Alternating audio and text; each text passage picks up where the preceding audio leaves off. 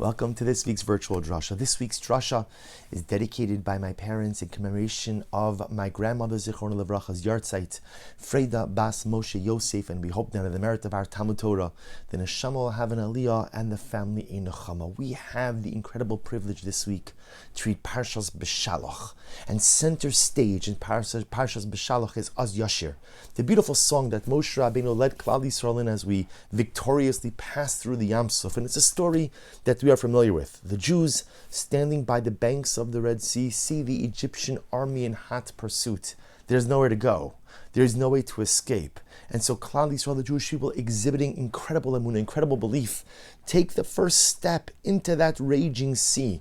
And with that first step, the waters part, the seabed dries up, and millions of people are able to make their way through the parted waters, escape their Egyptian oppressors, and begin this next chapter of national destiny. Of course, again, the water comes crashing down on the Egyptians, and the Egyptian army totally decimated. The Jewish people are so overwhelmed by this scene that they sing, Az Yashir Moshe Uvenei Yisrael Asashira Azos. Moshe Rabbeinu begins to lead the people in beautiful shira, beautiful song, and a song that is so significant, a song that is so important that it finds its expression, it finds its place in daily davening. Every single day we say Az Yashir.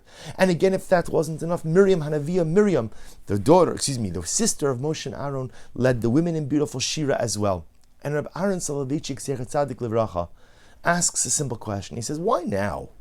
Why are they singing Shira? Why do they wait to sing until this moment? Remember, there had been so much miraculous activity that had already unfolded. They saw the 10 plagues. They had that last night in Egypt where they ate Karban Pesach. They went ahead and they left Egypt. They were already in the desert outside of Egypt for a couple of days. Why didn't they sing Shira? Why didn't they sing this beautiful song of jubilation and victory when they left Egypt? Right? In other words, wouldn't that have made more sense? Az Yashir Moshe V'nei Yisrael Asashira Azos. We're out of Egypt. We left the city walls. We're free. We're free. Remember, again, they had no idea at that point in time that the Egyptians were going to pursue them. Wouldn't have made sense to sing Shira, to sing the song of jubilation and freedom immediately upon emancipation. But yet, they don't sing Shira until the splitting of the sea. Why? And Reb Aaron Soloveitchik says something so beautiful, and I'll quote to you. He says the following line. He says, Shira, song, is appropriate only when one attains a victory. And to be a victor, one must actively participate in the struggle. And what Reb Aaron Soloveitchik was teaching us is something so incredibly profound. You see, up until Yam Suf, up until this point in time, Klal Yisrael were spectators. What did we do to go ahead and facilitate or to advance the cause of emancipation or redemption? And the answer is not all that much. The truth is, it's true. We did take the sheep, we tied it to the bed, we did do Karban Pesach, we put blood on the doorpost. There were smaller things that we did. But did we participate in a dramatic way? Did we participate in the struggle for freedom? Not really. It was HaKadosh Baruch Hu doing the work, and we ultimately, again, were along for the ride. The first time that Klal Yisrael did something to actively participate in their freedom and redemption was by the Yam Suf. Because as I just mentioned before, they had to take the first step into the sea. See, we often think the sea split and everyone went through. It's not true. The sea was there. Somebody, this Gemara has a discussion about who went in first to the sea, but someone went in first. Whether it was an individual, whether it was a particular tribe, someone had to exhibit the strength to go in first. You see, Kriyas Yam Suf, the splitting of the sea, was the first time that Klal Yisrael, the Jewish people, took an active role in their redemption, took an active role in their emancipation and freedom. The sea was not going to split by itself. HaKadosh Baruch Hu was waiting for heroic, dynamic activity. And says Reb Aaron Soloveitchik, it is only after you engage in the struggle, you see Shira, song. What song? It's not just song. In reality, Shira is the song of victory. But victory is only realized, and victory is only attained when you're willing to participate in the struggle. The victor is one who is able and willing to participate in the struggle and emerges victorious.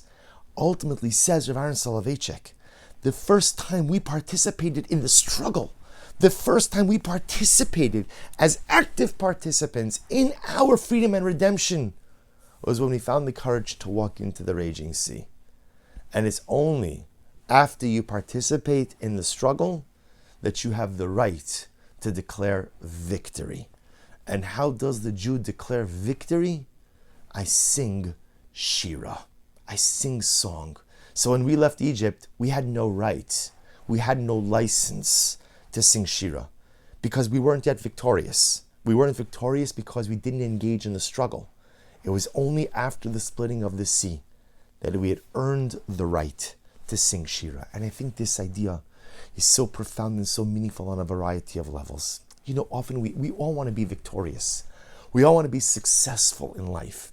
And you know, often it's hard for us. How do you measure the metric of success? So there are easy ways, right? If you measure success by money, so you could decide, okay, how much money makes me successful? $500,000, $1 million, $10 million. Okay, so whatever metric you set, you could figure out if you reached it or not. Other people go ahead and you could create academic success. How do you? So again, letters before my name, letters after my name. Those are easy metrics. But on a deeper level, how do you define success? How do you define or how do you measure victory in life? And what HaKadosh Baruch Hu is trying to teach us, and what Rabbi Aaron Soloveitchik is trying to teach us, is the definition of victory is a willingness to engage in the struggle. Victory is a willingness to engage in the struggle of life. Whether you're successful in the struggle or unsuccessful in the struggle, a lot of times that's not up to me. A lot of times that's up to HaKadosh Baruch Hu. But what I do control is my willingness to engage in the struggle. That's victory. Victory is defined by those who are willing to engage in the struggles of life. See, there are different kinds of people. There are some people, when they see struggle approaching, they pull over to the shoulder of the road. That's it. No, this is not for me. I'm not getting involved in this. I'm not getting involved in struggle. I'm not getting involved in difficulty. I'll just wait on the shoulder until struggle passes by, and then I'll get back on the road. There are other people who can't even pull over. They just get paralyzed. They see struggle, they see difficulty, they see challenge, and like a deer in headlights, they don't know what to do. And then there's a third category of people. And this is the category that we all yearn and aspire to fit into. The category of people who see struggle and engage it. The category of people who see difficulty and say, okay, this is going to be an overwhelming situation, but I'm rolling up my sleeves. I've got this. Am I going to be successful, not be successful, manage the struggle? Will I get the desired outcome? Who knows? But all I know is I'm engaging. I'm not going to be scared off by the struggles in life. I'm not going to be scared off by the struggles in my relationships. I'm not going to be scared off by the struggles in my career. I'm not going to be scared off by the struggles in my ruchnius, in my spiritual growth. I'm engaging. I'm not pulling over to the shoulder of the road of life. I'm not going to freeze in fear because I see difficulty and I see adversity and I see struggle coming my way. I'm going to roll up my sleeves. I'm going to meet it head on, and I'm going to engage the struggles of life. Whatever will happen, will happen. All I could control is my willingness to engage. The results, that's up to HaKadosh Baruch Hu. And what Parshas Beshalach tells us is that if you find the courage to engage the struggles of life, you are a victor. And you have the right, you've earned the right to sing Shira. Because the greatest song we could ever sing is the song of engagement. The song whose lyrics we write with our willingness and our ability to engage the difficult situations in life. He who engages struggle is the ultimate victor. And the victor has the great privilege to sing the song, to sing the Shira of success. May we be Zocheh Mirat Hashem like our ancestors, to find the courage to engage the struggles in life. And may we be privileged to hear the melodic notes of our personalistic Shira of accomplishment for many years to come. Wishing everyone a good Erev Shabbos and a beautiful Shabbos Kodesh.